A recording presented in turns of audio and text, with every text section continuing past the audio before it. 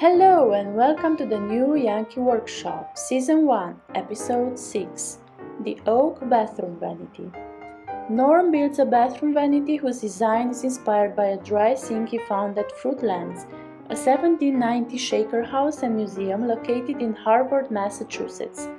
The vanity, constructed of oak, features dovetailed joints, a high-pressure laminate top, and shaker-style double doors with a flat panel on the outside and a raised panel on the inside.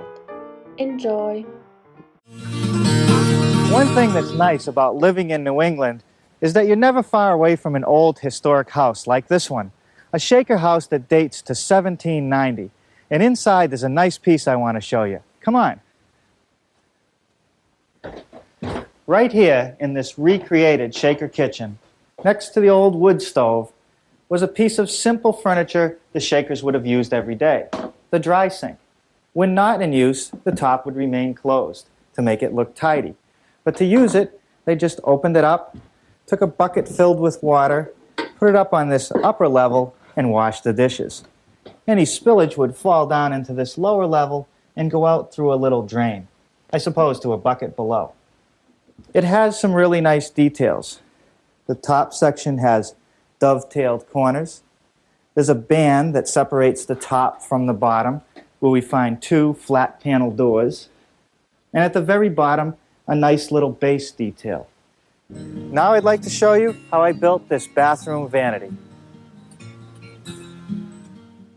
Now for this cabinet, I've chosen to do all the joinery at the corners with dovetail joints. And they're not only functional in strength, but they look good when they're finished, especially on this white oak. Now the doors are a flat panel on the outside, but on the inside you'll find a raised panel. And this is something we see a lot in shaker pieces. And the reason for it is that they wanted the full thickness of the wood for strength. So they had to taper the panels to make them fit in the door frame. And I think that's where I want to get started today, making the doors.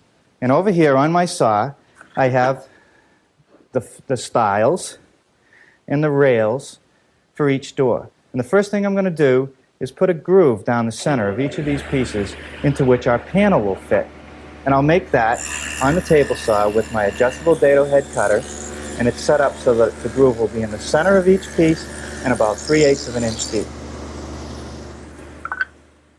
Okay, the next thing that I have to do is cut a mortise in all the stiles. And it goes all the way through, and that's so that we can join the rails, which have tenons, through like this. Now the mortise is cut with this attachment I have on my drill press.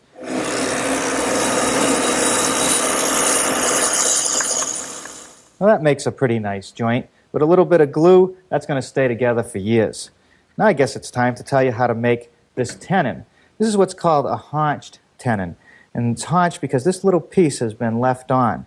And that's there because it's needed to fill a gap when the frame is put together right here. There's a little gap left by the groove for the panel. Now the first thing I want to do to make the tenon is remove equal amounts of material, top and bottom, to get the right thickness. And I've set up the table saw, again with the adjustable dado head cutter, and I've put this guide block here, and that's just a reference to make sure I get this shoulder cut in the right place. And it also gives me some clearance when I come by here so that I don't get any bind up or kickback. Final adjustment to the height of the blade, and now I'm ready to make that cut for this little haunch.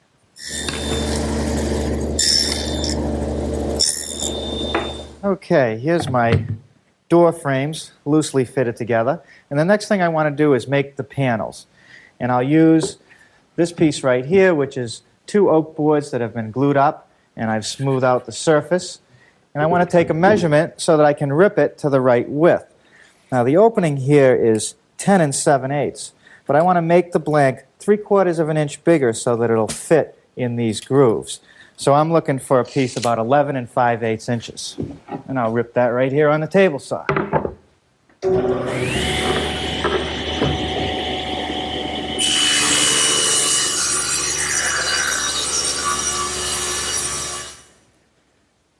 All right, the next thing I want to do is cross-cut my panels to length.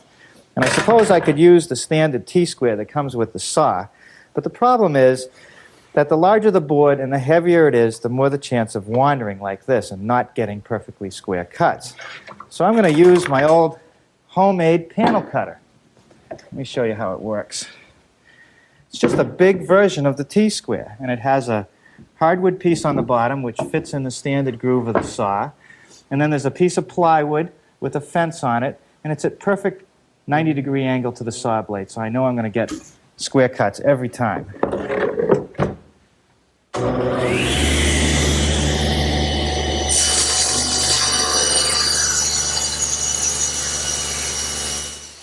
Now with my tape hooked on that freshly squared end, I know the length of my panel is to be 14 and 13/16.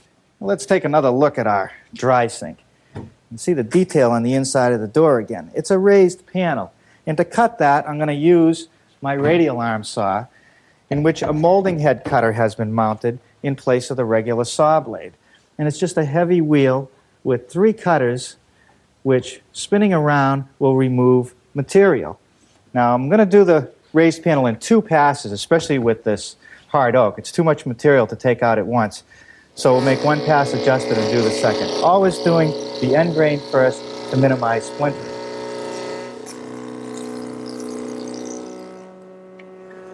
One thing about these mortise and tenon joints is that there's a lot of surfaces to put the glue on, which means I should get a real tight joint. It'll last for a long, long time. Now we'll just slip this in like that. Now I'll just slide the panel in, and I don't use any glue on the panel because I want that to float freely in these dados so that they can expand and contract with changes in humidity. One has to remember that when you clamp things up like this, don't put too much pressure on there, just enough to squeeze it together. A little bit of glue will come out of the joint. That's all we need.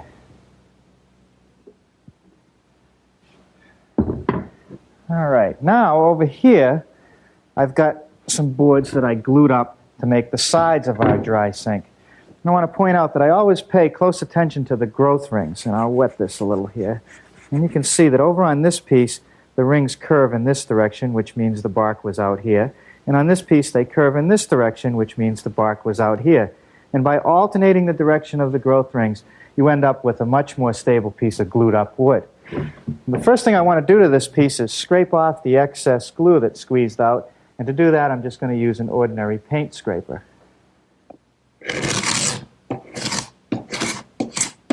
The width of this side panel wants to be 18 1/4, and the height wants to be 32 1/2, and I'll rip it first at 18 1/4, which I've already set on the table saw.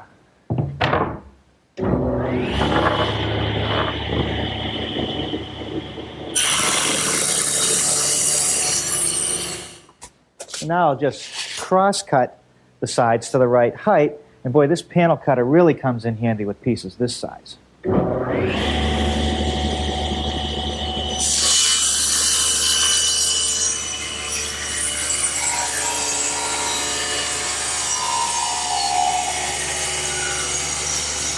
Next thing I want to do to these side panels is put a rabbet right in the top edge here. And that's so that this top frame can sit in it, and this will hold the countertop down. Also, I want to put a rabbet along the back edge to recess the plywood backing. I've got the table saw all set up with the dado head, and I'll make that top rabbet first.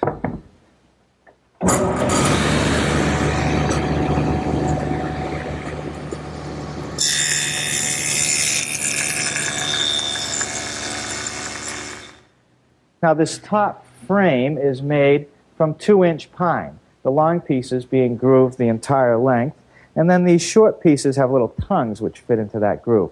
Let's make the grooves first.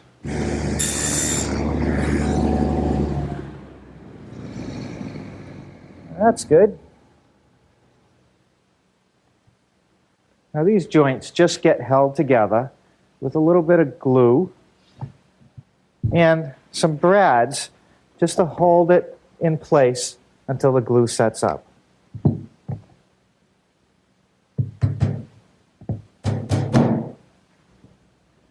Well, now let's take a look underneath our dry sink.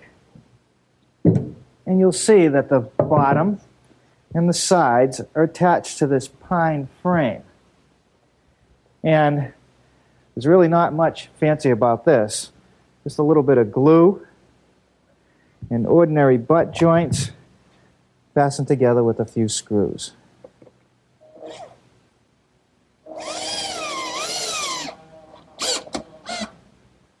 Okay, now we're ready for a little assembly of our dry sink. This is the top frame, which gets fastened to the side by driving some screws through the top. On all these connections, I like to apply a little bit of glue because it never hurts to add a little extra strength to the joint. And now this is the base we just assembled, and that also gets fastened with a few drywall screws.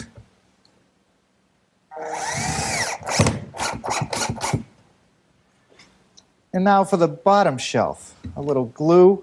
It's just a piece of 5/8 plywood. Drop down in place, holding it flush with the front of the side panel. And I'll just secure that with some finish nails, 6-penny finish nails. I don't want to really see the screw heads in here.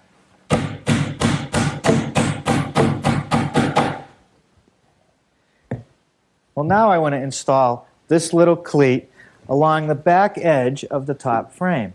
And ultimately, that'll be used to fasten the dry sink to a wall. See, the back of the dry sink is nothing more than a piece of 1/4-inch Luan plywood. And it's fastened at the top and the bottom with some 5-penny nails into the pine.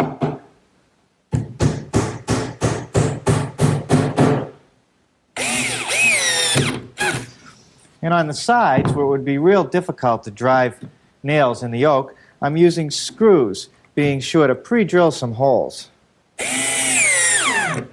Well, now I need to build this projection of our dry sink and make the dovetail joints. And to do that, I start out by making a couple little pieces here, which will fit on the sides, and they've been rabbited out to fit over the top frame. And I've taken the left-hand one and the front piece and set it up in my dovetailing jig.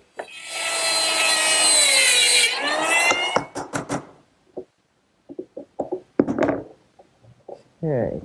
Now you'll notice that when I made the front piece here, I didn't dovetail all the way to the top of it. And that's so that when it's assembled, I didn't want this rabbited joint to show through. That fits good. Now a little bit of glue on these dovetails, and I'll be ready to attach it to the dry sink frame.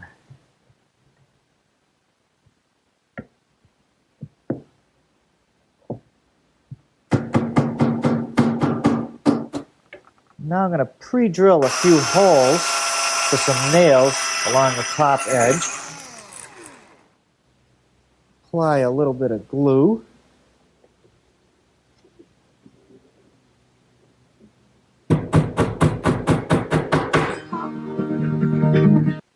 The face frame is made from 4 pieces of wood joined at the corners by half-lap joints.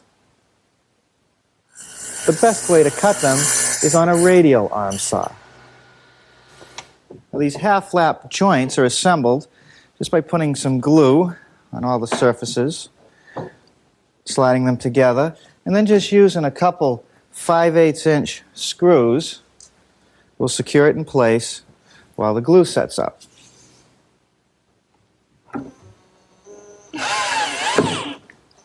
Okay, some glue applied to the edges of the side panels and a little bit to that bottom piece of plywood. And you just set the face frame in the glue.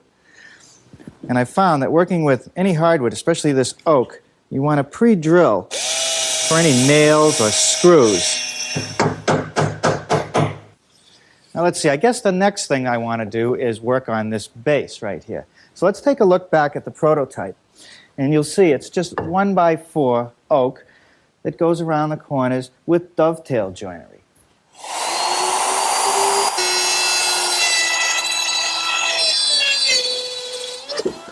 Okay, let's see how those fit.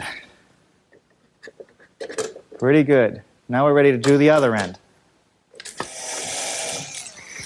Okay, I just pre-drill some holes through the oak and secure the base in place with some small finish nails. Next, I want to put a little edge on this base, and to do that I'm going to use my router with a chamfering bit. It's just a bit at a 45-degree angle, and this little roller bearing here is just a guide so it won't mar the work. Well, now I'm ready to get started hanging the doors. Let's go back and look at our prototype. The doors are hung in place with these little hinges right here. And the one that's on the style is mortised. In other words, I took a knife and a chisel and carved out the wood so it would sit flush. And the one on the door is surface mounted. Well, the reason I didn't mortise the one on the door was because if I had, this gap might have been too small, and I would stand the chance of the door becoming hinge bound. Now, to chisel these in or set them in, what I like to do is screw the hinge right to the stile in the location that it's going to be. That way it's easier to hold. It holds itself in place. Then I'll take a sharp utility knife and trace the outline of the hinge. And then I'll take it out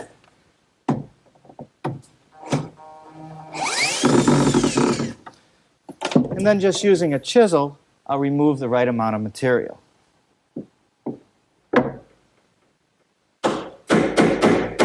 Boy, is this oak hard. It takes a good sharp chisel.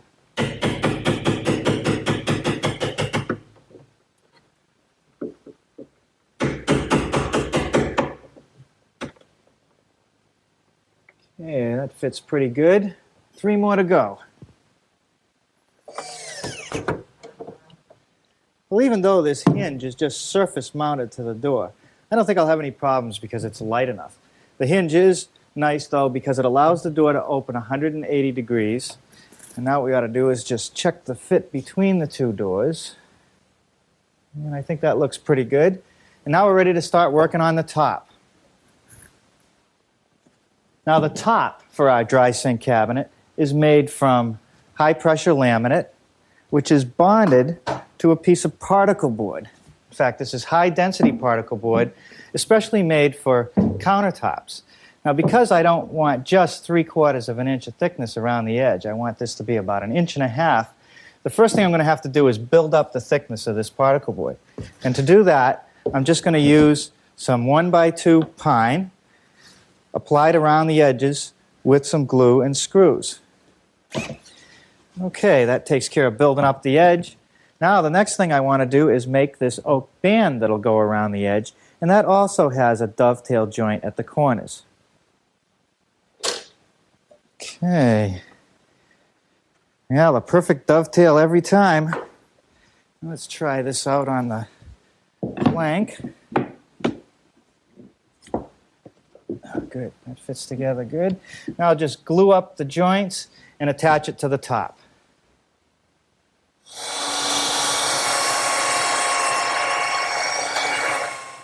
Well, now I'm ready to apply some contact cement in a well-vented area to the laminate and to the particle board. Now you can put it on with a brush or a roller, but I like to use just a scrap piece of laminate. And it's better to put on 2 thin coats than 1 thick coat. It should look about like this as you put it on. Okay, that takes care of the first coat. It'll take about 10 minutes for this to dry, and then I'll come back and put the second coat on. All right, well, that second coat is dry. The contact cement will just be tacky to the touch. And now for these sticks, which are really the most important part of the job. These I lay down on top of the particle board, and that allows me to adjust the laminate before I make a commitment to sticking it down, because there's one thing with contact cement, and that's that when the two surfaces touch one another, there's no moving them, and you don't want to end up with the top a little bit off of one edge, not covering the particle board. So I just set it in place and make sure it's hanging over all 4 edges, and I can just pull these strips out. Okay. Letting it go down in the middle first. I'm going to pull the 2 edge ones out. And now I'm just going to take a little roller and start in the middle and roll out to the edges, making sure that I have a good bond and I roll out any air bubbles that might be under there. Well, now I'm ready to trim off the excess laminate around the edges. And to do that, I use my router with a laminate trimming bit. And that's just a cutter with a couple carbide edges and a little ball bearing which guides it along so that it cuts just the laminate and not the wood along the edge.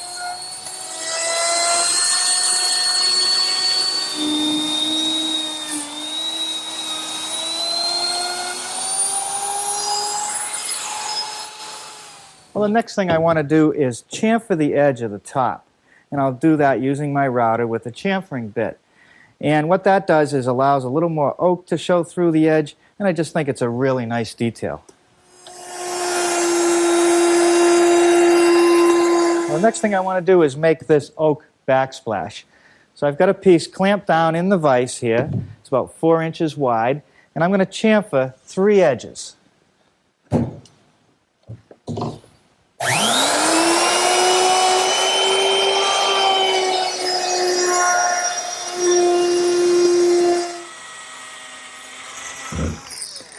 Okay, I've just drilled 3 holes along the back edge of the counter, and they're for these screws, which I'll put in from underneath, and they will secure the backsplash in place, like that. Okay, well now, before I put the knobs on the doors or put a sink in this top, let's finish it. Boy, don't those dovetail joints look great? For my money, this white oak is best finished clear. So I'm starting out with a sanding sealer. And when this is dry, I'll sand it down and put a final coat of satin polyurethane.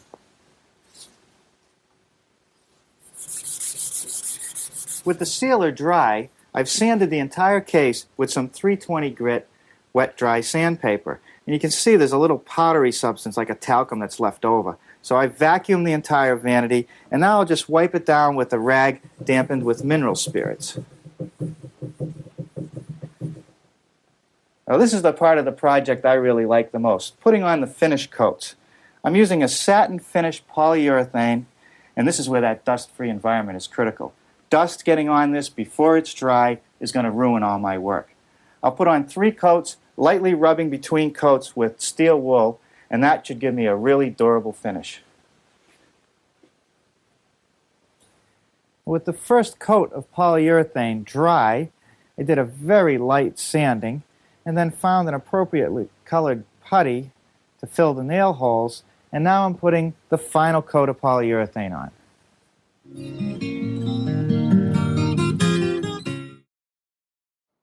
Thank you for watching. For more, please like and subscribe.